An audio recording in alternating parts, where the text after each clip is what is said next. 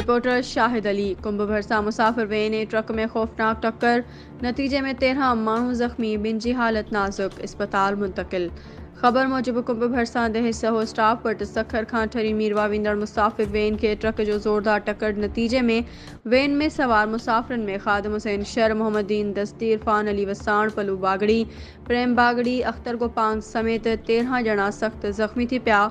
ज़ख़्मियुनि खे फौरी तौर मक़ामी अस्पताल कोट ॾिजी नियो वियो, जितां ॿिनि ॼणनि जी, जंहिंमें इरफान वसाण मोहम्मदीन जी हालत नाज़ुक हुजण सबबि खेनि खैरपुर सिविल अस्पताल रेफर कयो वियो, जिन जी हालत नाज़ुक ॿुधाई पई वञे। ॿिए पासे कोट ॾिजी पुलिस वाक़े वारे हंधि पहुची मुसाफ़िर वेन ऐं ट्रक पंहिंजी तहवील में वठी छॾियो।